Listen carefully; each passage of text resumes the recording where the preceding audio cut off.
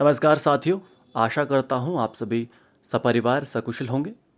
मेरा नाम है विक्रम सिंह ठाकुर और आज हम MLI 101 के unit third information, it's definition, types, nature, properties और स्कोप को संक्षेप में पढ़ेंगे।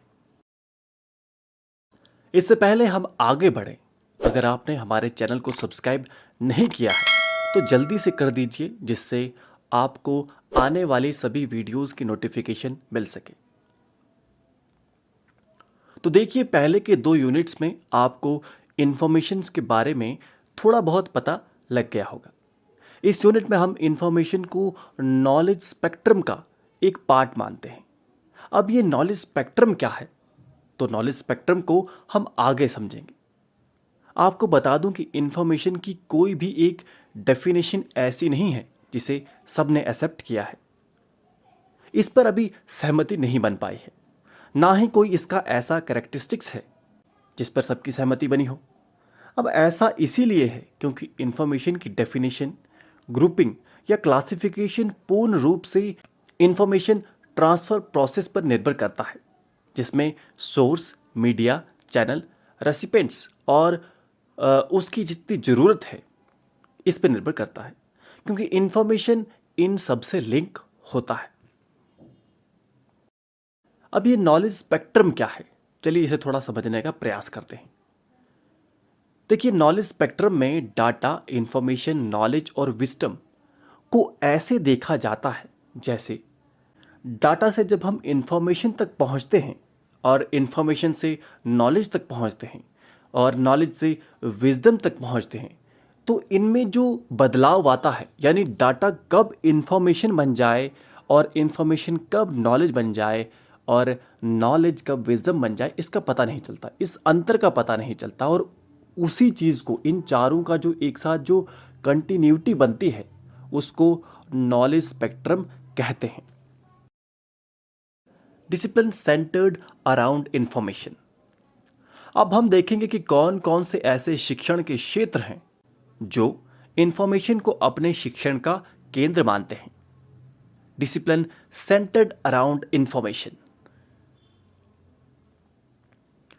इलेक्ट्रिकल इंजीनियरिंग, इसमें जो सिग्नल ट्रांसमिशन होता है, जैसा कि शैनन की थ्योरी ऑफ इंफॉर्मेशन में बताया गया है। ध्यान रहे, शैनन की थ्योरी ऑफ इंफॉर्मेशन हमने आगे पढ़नी है, ठीक है।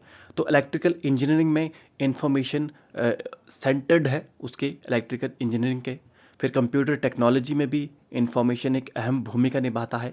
इंफॉर्मेशन की प्रोसेसिंग जो होती है, जो स्टोरेज जो होती है, वो कंप्यूटर टेक्नोलॉजी के रिलेटेड है। फिर फिजिकल साइंस जो है, ठीक है, इसमें भी इंफॉर्मेशन केंद्र रहता है। इंफॉर्मेशन को इसमें मैटर और एनर्जी की तरह एब्स्ट्रैक्ट माना जाता है। बायोलॉजिकल साइंस है, इसमें भी इंफॉर्मेशन प्रोसेसिंग होती है जो ह्यूमन बीइंग में, उसे देखा जाता है। फिर सोशल साइंस है, इस पे भी इंफॉर्मेशन होता है। फिलोसफिकल साइंस है, लिंग्विस्टिक है। लाइब्रेरी और इंफॉर्मेशन साइंस में तो हम पढ़ ही रहे हैं, इसमें भी इंफॉर्मेशन एक सेंटर्ड है, ठीक है। तो ये सब जो सारे सब्जेक्ट्स हैं, ये सब इनमें भी इंफॉर्मेशन को स्टडी किया जाता है।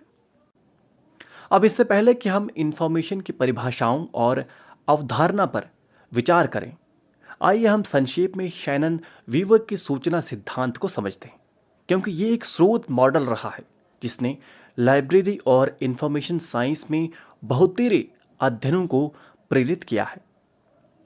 इस थ्योरी में सिग्नल ट्रांसमिशन के कम्युनिकेशन को केंद्र में रखा गया है। यहाँ जब हम इंजीनियर इंफॉर्मेशन शब्द का उपयोग करते हैं तो वे इंफॉर्मेशन के कंटेंट से संबंधित नहीं होता है, लेकिन वे मैसेज भेजने वाले के द्वारा जो सिग्नल भेजा गया उसे मानते हैं। इसलिए इस नैरो टेक्निकल सेंस में information statistical probability of a sign और signal being selected from a given set of signals और सिग्नल्स साइंस। इंफॉर्मेशन टाइप्स, तो जैसे इंफॉर्मेशन की कोई एक ऐसी डेफिनेशन नहीं है जिसे सबने एक्सेप्ट किया हो, उसी तरह इंफॉर्मेशन की टाइप्स भी ऐसी नहीं है जिसे हम क्लासीफाई कर दें। पर जैसे इंफॉर्मेशन की डेफिनेशन इस पर डिपेंड करती है कि किस क्षेत्र में, किस सब्जेक्ट में हम उसे पढ़ रहे हैं।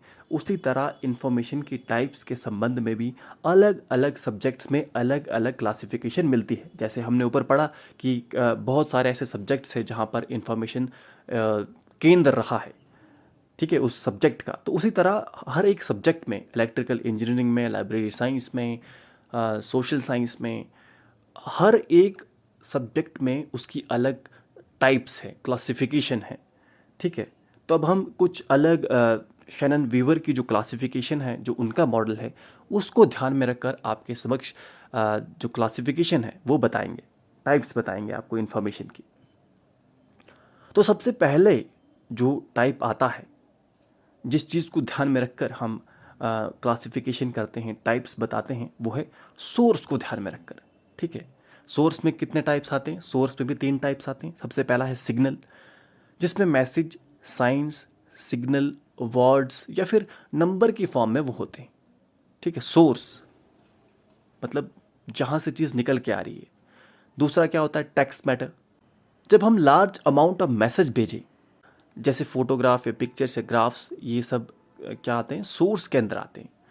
अब इसमें जो दूसरे चीज़ को ध्यान में रख के क्लास टाइप्स बताएंगे हैं, वो है चैनल को ध्यान में रख के। देखिए, सोर्स होगा तो फिर कोई चैनल भी होगा, क्योंकि जो उस इंफॉर्मेशन कहीं से आ रही है, जहाँ से इंफॉर्मेशन आ रही है, उसे हम सोर्स कहते हैं।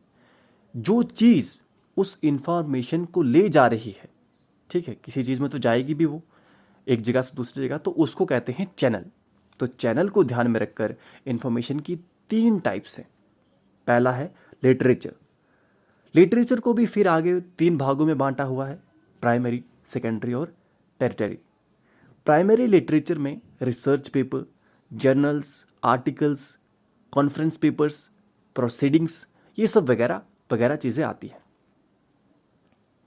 सेकेंडरी लिटरेचर में bibliographies, current awareness bulletins, state of the art reports, reference books, dictionaries, ये सब आते हैं। टेरिटरी लिटरेचर में bibliographies, year book, directories, guide to literature, ये सब आते हैं। अब चैनल को ही ध्यान में रख के जो दूसरा टाइप है, पहला तो हो गया लिटरेचर, और दूसरा जो है वो है इंफॉर्मेशन इंस्टीट्यूशंस, यानी इंस्टीट्यूशंस जहाँ पर इंफॉर्मेशन होती है, वैसे केंद्र, जैसे लाइब्रेरीज हो गई, डॉक्यूमेंटेशन एंड इंफॉर्मेशन सेंटर हो गए। तो ये वैसी जगहें हैं जहाँ पर इंफॉर्मेशन आपको ढेर सारी मात्रा में मिलेगी, ठीक है। चैनल को ध्यान में रख के जो तीसरा टाइप है वो है डिस्ट्रीब्यूशन एजेंसीज। देखिए, इंफॉर्मेशन को कोई डिस्ट्रीब्यूट भी तो कर रहा है, आप तक पहुंचा भी तो रहा है। तो वह है बुक सेलर्स हो गए, इसमें आते हैं, सब्सक्रिप्शन एजेंट्स हो गए, इंफॉर्मेशन ब्रोकर्स हो गए। तो ये सारे जो चीज़ें हैं, ये सारी जो एंटिटीज़ हैं, इसमें इन्वॉल्व होते हैं। अब जो तीसरा केंद्र है जिसको ध्यान में रखकर हम इंफॉर्मेशन की टाइप बताते हैं, वह है मीडिया, ठीक है। तो मीडिया में हमारे पास 2 टाइप्स हैं, पहला है ऑरल और दूसरा है रिकॉर्डेड। ऑरल में हम पर्सन टू पर्सन, 1 to 1 या 1 to many, many to many, यानी बोलकर हम इंफॉर्मेशन पहुंचाते हैं। और दूसरा जो है रिकॉर्डेड में, हम पेपर प्रिंट हो गया, माइक्रो फॉर्म्स हो गई, ऑडियो विजुअल हो गया, या इलेक्ट्रॉनिक डिजिटल, ये सब चीज़ें मीडिया में आती है। अब रेसिपेंट्स को ध्यान में रखकर इंफॉर्मेशन की कितनी टाइप से, चलिए इसे भी समझते हैं। देखिए, सबसे पहले हमने सोर्स को समझा कि सोर्स को ध्यान में रखकर, सोर्स के बाद हमने चैनल को ध्यान में रखकर, यानी मतलब इंफॉर्मेशन कहीं से आ रही है, फिर उस चीज़ को जो ले जा रहा है इंफॉर्मेशन को, चैनल को ध्यान में रखकर, फिर चैनल के बाद मीडिया आ गया, जो मतलब पर्सन टू पर्सन या रिकॉर्डेड, आप किस फॉर्म में उसे ले जा रहे हैं। और उसके बाद आता है रेसिपेंट्स, मतलब कोई उस इंफॉर्मेशन को रिसीव भी तो कर रहा है। तो उसके भी 4 टाइप्स हैं, ठीक है। पहला है इंडिविजुअल, दूसरा है ग्रुप्स, तीसरा है ऑर्गेनाइजेशंस और चौथा है इंस्टीट्यूशन। तो रेसिपेंट्स को ध्यान में रखकर 4 टाइप्स हैं इंफॉर्मेशन की। इसके बाद एक और जो चीज़ को ध्यान में रखकर इंफॉर्मेशन को बांटा गया है, उसकी टाइप्स बनाई गई है, वो है बाय इंफॉर्मेशन नीड्स, मतलब इंफॉर्मेशन की ज़रूरत को ध्यान में रखकर उसकी 3 टाइप्स बनाई गई है। सबसे पहला है नो वाई, ठीक है, दूसरा है नो हाउ, और तीसरा है शो हाउ, ठीक है। तो जो पहला है नो हाउ, जो पहला है नो वाई, उसमें वो वाली इंफॉर्मेशन आती है जो साइंटिफिकली ओरिएंटेड इंफॉर्मेशन होती है, जो रेडिली एक्सेसिबल होती है, मतलब जो हासिल करने में इजीली हमें अवेलेबल होती है, लाइब्रेरीज़ में होती है, इंफॉर्मेशन सेंटर में होती है, इंटरनेट पे इजीली ट्रेसेबल होती है।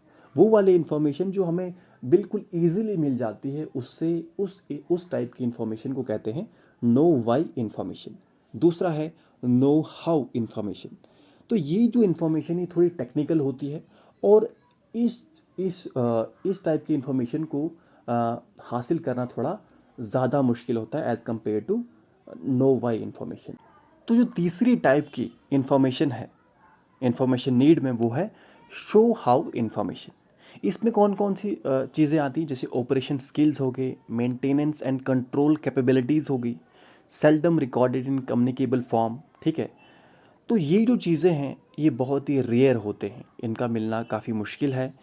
ये जो होते हैं एक व्यक्ति से दूसरे व्यक्ति तक इंटरेक्शन से ही हासिल की जा सकती है। कुछ देखिए हमारे सामने बहुत सारे ऐसे रेयर इंडिविजुअल्स भी होते हैं, जैसे आइंस्टाइन हो गए, महात्मा गांधी जी हो गए, भगत सिंह हो गए। इनका जो एक्सपीरियंस है वो आपको, जो इनका पर्सनल इंडिविजुअल एक्सपीरियंस है, हर एक को नहीं मिल पाता है, ठीक है। जैसे बहुत तेरे पहले भी ऐसे काफ़ी लोग आ चुके हैं। तो जो ऐसी इंफॉर्मेशन जो एक इंडिविजुअल से ही खाली मिल सकती है, आपको हर जगह अवेलेबल नहीं है, उस टाइप की इंफॉर्मेशन को कहते हैं शो हाउ इंफॉर्मेशन। अब हम आते हैं इंफॉर्मेशन की प्रॉपर्टीज़ पर।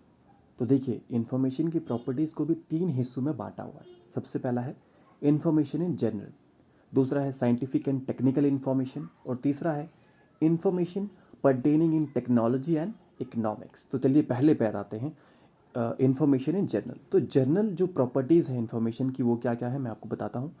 Information is not consumed in its use, मतलब जब आप इंफॉर्मेशन को यूज़ करते हैं तो वो ख़त्म नहीं हो जाती। जैसे अगर मान लीजिए कोई दूसरी चीज़, पेट्रोल को यूज़ करेंगे तो वो ख़त्म हो जाएगी, किसी और ईंधन को यूज़ करेंगे तो वो ख़त्म हो जाएगी। बट इंफॉर्मेशन एक ऐसी चीज़ है जिसे यूज़ करने पर वो ख़त्म नहीं होती है। दूसरा है कि information can be shared by many and can be use simultaneously without any loss to anyone. तो इंफॉर्मेशन जो है वो बहुत लोगों के साथ एक साथ शेयर की जा सकती है, और एक ही समय पर काफ़ी सारे लोगों के साथ शेयर की जा सकती है, और तब भी उसका कोई लॉस नहीं होगा।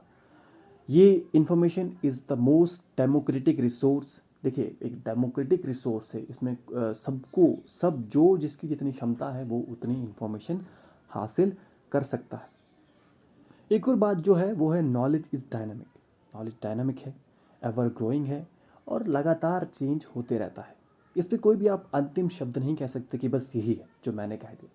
नॉलेज लगातार, जब से ये सृष्टि का निर्माण हुआ है तब से बढ़ता ही जा रहा है, और चलता ही रहा है, और चलता रहेगा नॉलेज अंत तक। अब आते हैं दूसरे भाग पर, जिसमें साइंटिफिक और टेक्निकल इन्फॉर्मेशन को ध्यान में रखकर क्या क्या प्रॉपर्टीज़ है उसे समझते हैं। तो क्या है, इन्फॉर्मेशन यूनिवर्सल है, और देखिए particularly in physical, chemical and biological sciences में। और उसके साथ साथ जो भी कोई इस इंफॉर्मेशन को हासिल करना चाहता है उसके लिए ओपन है, अवेलेबल है, ठीक है। एक वेल ऑर्गेनाइज्ड और कम्युनिकेशन चैनल है जिसके ज़रिए आप इन सभी इंफॉर्मेशन को हासिल कर सकते हैं।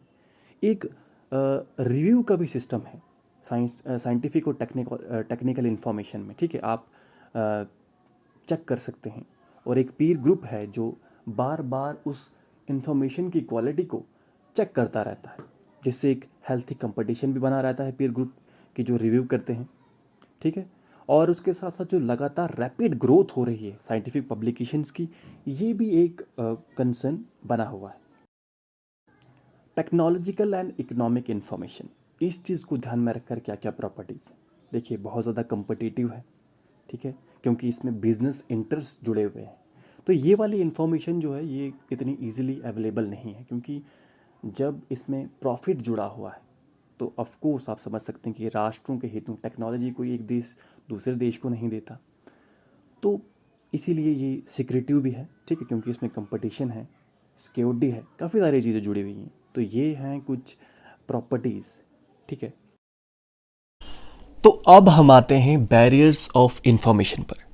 देखिए, अभी तक हमने पढ़ा कि कैसे इंफॉर्मेशन अलग अलग तरीकों से, अलग अलग चैनल से, अलग अलग माध्यमों से हम तक पहुंचती है, लेकिन कई बार इंफॉर्मेशन जो होती है वो हम तक नहीं पहुंचती है। और जब हम तक इंफॉर्मेशन नहीं पहुंचती है तो उसके बीच में कुछ बैरियर होता है, कुछ ऑब्स्टेकल्स होते हैं। तो वो क्या क्या ऑब्स्टेकल्स हैं, वो क्या क्या बैरियर्स हैं, अब हम चलिए उन्हें समझते हैं।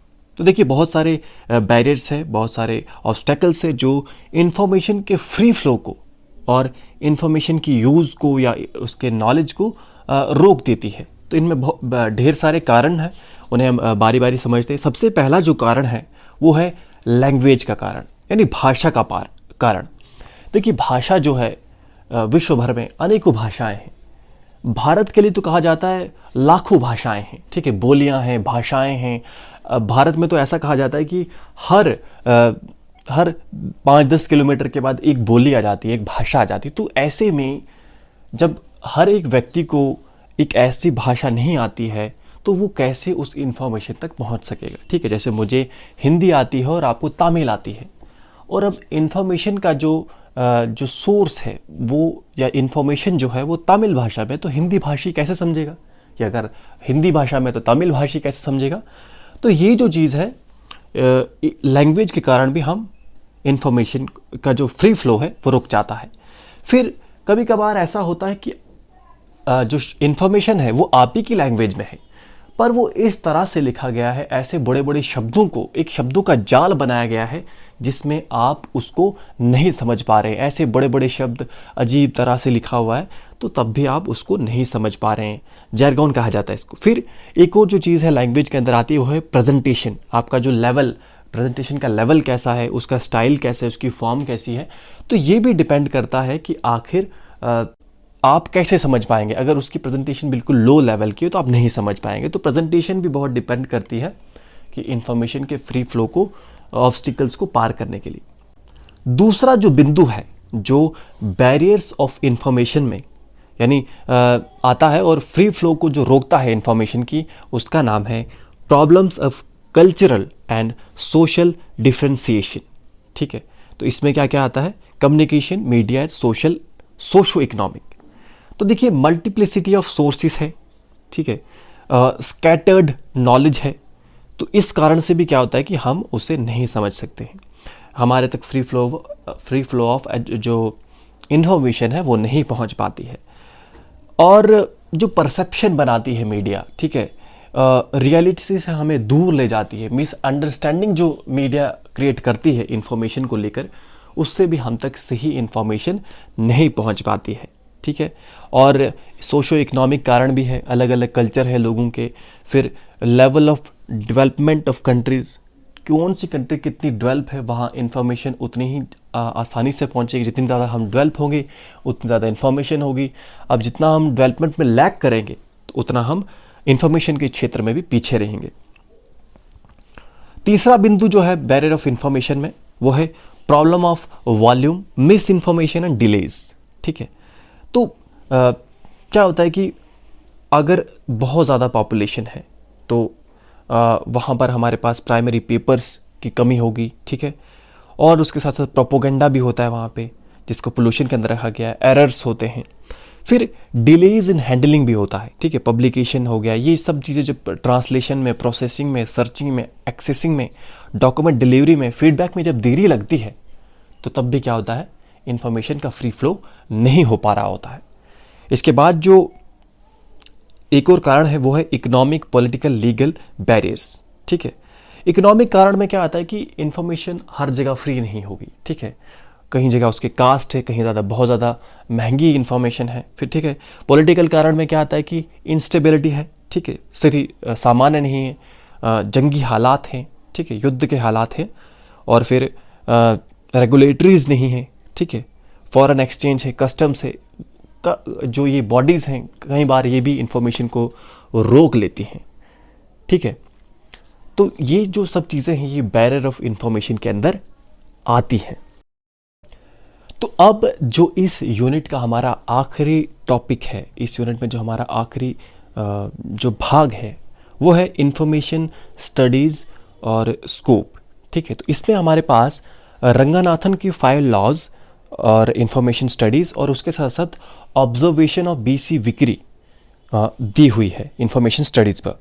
तो चलिए हम सबसे पहले रंगनाथन के जो 5 लॉज हैं लाइब्रेरी साइंस को लेकर इंफॉर्मेशन स्टडीज़ को ध्यान में रख के उसे समझते। तो सबसे पहले हमें ये जानना होगा कि आखिर रंगनाथन के जो 5 लॉज हैं वो क्या हैं। ठीक है, तो सबसे पहला जो लॉ है वो है इंफॉर्मेशन इज़ फॉर यूज़। दूसरा है every user his her information. तीसरा है एवरी इंफॉर्मेशन इट्स यूज़र। चौथा है save the time of the user, save the time of the information service staff. और पांचवा है information institution is a growing organism. ठीक है, तो सबसे पहला जो लॉ है उसे थोड़ा और पढ़ते हैं ध्यान से। तो पहला लॉ क्या कहता है कि इंफॉर्मेशन इज़ फॉर यूज़। जो इंफॉर्मेशन है वो यूज़ के लिए है। ठीक है, मान लीजिए अगर आपके पास ढेर सारी इंफॉर्मेशन है और वो किसी इंफॉर्मेशन सेंटर में, किसी इंफॉर्मेशन इंस्टीट्यूशन में पड़ी हुई है, तो उसका कोई फ़ायदा नहीं है। जब तक इंफॉर्मेशन यूज़ में नहीं है तब तक उसका कोई फ़ायदा नहीं है। वो तो केवल मात्र एक गहने की तरह, मतलब एक ऑर्नामेंट की तरह है। अगर वो वहीं पे सजी हुई है, उसको हमने सजा के नहीं रखना है इंफॉर्मेशन को, बल्कि उसको उपयोग में लाना है, उसको यूज़ में लाना है। और इंफॉर्मेशन जब यूज़ में होती है तभी वो रिसोर्स कहलाती है, तभी वो फाइनेंस कहलाती है। और इसीलिए सबसे पहले हमें क्या करना है, जो पहला लॉ कहता है वो इसी पे स्ट्रेस करता है, इसी पे फोकस करता है कि इंफॉर्मेशन इज़ फॉर यूज़। दूसरा जो लॉ है वो क्या कहता है? दूसरा लॉ कहता है every user his her information. यानी हर यूज़र जो होता है, जैसे मैं हूं या जैसे आप हैं, आप किसी एक स्पेसिफिक इंफॉर्मेशन को चाहते हैं। ऐसा नहीं कि आप दुनिया भर की इंफॉर्मेशन सारी आप ही को चाहिए। आप एक किसी स्पेसिफिक इंफॉर्मेशन की एट ए पार्टिकुलर टाइम में आपको उस चीज़ की ज़रूरत है। तो लाइब्रेरीज जो होती हैं वो उस चीज़ को लेके बिल्कुल एकदम तैयार होनी चाहिए कि जैसे ही कोई व्यक्ति अपनी ज़रूरत के हिसाब से आपके पास इंफॉर्मेशन मांगने आता है, या किसी इंफॉर्मेशन सेंटर में जाता है, किसी इंफॉर्मेशन इंस्टीट्यूशन में जाता है, लाइब्रेरीज में जाता है, तो वहाँ पे वो इंफॉर्मेशन जो होती है वो बिल्कुल एक तैयार होनी चाहिए। जो वहाँ इंफॉर्मेशन देने वाले जो लाइब्रेरी में बैठे हुए जो लाइब्रेरियंस हैं, जो वहाँ पे कार्यकर्ता हैं, तो उन्हें पूरा पता होना चाहिए कि हमारे पास जो लोग आएंगे उनका कैसा बिहेवियर होगा, वो कैसी इन्फॉर्मेशन चाहते हैं। उनको यूज़र्स के बारे में पता होना चाहिए कि इंडिविजुअल कैसे मांगेगा, ग्रुप की क्या इन्फॉर्मेशन डिमांड होगी, कोई प्रोजेक्ट को रिलेटेड कोई इन्फॉर्मेशन मांग रहा है। तो ये सब जो चीज़ें हैं पता होनी चाहिए इंफॉर्मेशन सेंटर में जो लोग बैठे हुए उनको। ठीक है, every user his her information. तीसरा जो है एवरी इंफॉर्मेशन इट्स यूज़र। यानी जैसे एवरी यूज़र की इंफॉर्मेशन होती है वैसे ही एवरी इंफॉर्मेशन का भी यूज़र होता है। देखिए, हर इंफॉर्मेशन किसी न किसी व्यक्ति को, आपकी जो इंफॉर्मेशन सेंटर्स होंगे या लाइब्रेरी में आप होंगे, तो वहाँ जो भी कोई पुस्तक होगी, किसी भी तरह की इंफॉर्मेशन होगी, किसी न किसी को उसकी ज़रूरत होगी ही होगी। ठीक है, हर इंफॉर्मेशन जो है उसकी किसी न किसी को ज़रूरत होती ही है। तो उस चीज़ को भी आपने ध्यान में रखना है कि जो सही इंफॉर्मेशन है सही यूज़र को सही समय पर मिले। ठीक है, उसको देरी ना हो। प्राइमरी, सेकेंडरी, टेरिटोरियल कम्युनिकेशन जो है उन पे फोकस हो। ठीक है, इंफॉर्मेशन जो है वो अगले बंदे को पता चले कि हाँ, यहाँ पे ये वाली इंफॉर्मेशन हमें मिल सकती है। उसके अपने मार्केटिंग करने की कौन कौन सी इंफॉर्मेशन, कौन कौन से बुक्स, क्या क्या चीज़ें हमारे पास, कौन कौन से पेपर्स आते हैं, कौन कौन सी मैगजीन्स आती है, बिजनेस मैगजीन आती है, इकोनॉमिक आता है, क्या क्या जो सब कुछ है आपने वो सब कुछ बताना है। चौथा जो है वो है save the time of the user. देखिए, समय की तो कितनी वैल्यू है आप सब जानते ही हैं। इसीलिए जो रंगनाथन का चौथा लॉ है वो कहता है कि हमें समय की बिल्कुल बर्बादी नहीं करनी है। हमें नई नई टेक्नोलॉजी को अपनाना है। और जैसे समाज में बदलाव आता है, टेक्नोलॉजी में बदलाव आता है, उसी तरह हमें इंफॉर्मेशन स्टडीज़ में भी, इंफॉर्मेशन जो सेंटर्स हैं उनमें भी बदलाव लाना है। जो लाइब्रेरियन हैं, जो लाइब्रेरी में काम करने वाले हैं, उनको भी उन बदलावों को अपनाना है, आत्मसात करना है, जिससे क्या हो कि जो इंडिविजुअल हैं, जो यूज़र्स हैं, उन तक इन्फॉर्मेशन सही समय में पहुंच सके। ठीक है, ज़्यादा समय उनका नष्ट ना हो, वेस्ट ना हो। 5वां लॉ क्या कहता है? Information institution is a growing organism. ठीक है, तो इसमें क्या कह रहे हैं कि देखिए सिंपल सी बात है कि हर चीज़ ग्रो करती है, तो उसी तरह क्या कहते हैं कि जो इंफॉर्मेशन इंस्टीट्यूशंस हैं वो भी ग्रो करते हैं, क्योंकि कंटिन्यूसली इंफॉर्मेशन ऐड होती रहती है। ऐसा नहीं कि इंफॉर्मेशन रुक गई है, रुक जाएगी। हमेशा कोई ना कोई नई चीज़ आती रहती है हमारे सामने, नई नई डेवलपमेंट्स होती रहती है, टेक्नोलॉजी आती रहती है, अलग अलग विषयों पे रिसर्च होती रहती है, आप भी करेंगे। तो वो सारी जो चीज़ें हैं वो ऐड होती रहती है। तो यही कहते हैं कि इंफॉर्मेशन जो क्या है, इंफॉर्मेशन इंस्टीट्यूशन क्या है, वो ग्रोइंग ऑर्गेनिज्म है, वो चेंज होता रहता है, कांस्टेंट चेंज आते रहते हैं इसमें। ठीक है, अब जो स्कोप में हमारे पास दूसरा है वो है BC विकरी। ठीक है, तो इन्होंने भी कुछ ऑब्जर्वेशंस की थी 1983 में, जिसमें इन्होंने बताया था कि इंफॉर्मेशन स्टडीज़ में क्या क्या जो चेंजिंग डायमेंशंस हैं। तो सबसे पहले ये बताते हैं कि देखिए जो बिहेवियर होता है जनरेटर का, इंफॉर्मेशन की जनरेटर का, सोर्सेज का, रेसिपेंट्स का, ये समय के साथ बदलता रहता है। ये जो सारी चीज़ें हैं, जैसे जनरेटर है, सोर्स है, रेसिपेंट्स है, ये सब किस में आते हैं? इंफॉर्मेशन ट्रांसफ़र प्रोसेस में आते हैं। तो देखिए ये कहते हैं कि जो क्वालिटेटिव स्टडी ऑफ मैसेज है, मतलब साइज़ में, ग्रोथ रेट में, डिस्ट्रीब्यूशन में, पैटर्न ऑफ प्रोडक्शन में और यूज़ में, इन सब चीज़ों में भी चेंज आता रहता है। फिर उसके साथ जो सोर्सेस हैं, हमारे रिसिपेंट्स हैं, ठीक है, जो फैसिलिटेट करते हैं, ठीक है, चैनल्स को। उसके साथ साथ स्टोरेज की जो प्रॉब्लम है, एनालिसिस है, रिट्राइवल है। देखिए स्टोरेज पहले हम देखते थे कि थोड़ी ही हो पाती थी, आज हम फ़ोन में भी बहुत ज़्यादा स्टोर कर सकते हैं इन्फॉर्मेशन। तो ओवरऑल जो ऑर्गेनाइजेशन है इंफॉर्मेशन स्टडीज़ के और उनके परफॉर्मेंस में, जो मतलब इंफॉर्मेशन का ट्रांसफ़र करते हैं, उनमें भी ढेर सारा चेंज आया है। तो ये BC विकरी बताते हैं। इन्होंने इसमें कुछ खास तो बताया वनील, पर जितना है मैंने आपको बता दिया है। तो मैं आशा करता हूँ कि आपको थोड़ा बहुत तो समझ आ ही गया होगा। बाकी अगर आपको कुछ भी कोई आपके मन में शंका है कोई, तो आप मुझे कमेंट बॉक्स में पूछ सकते हैं, या मेरा इंस्टाग्राम का लिंक मैंने आपको डिस्क्रिप्शन बॉक्स में दे रखा है। धन्यवाद।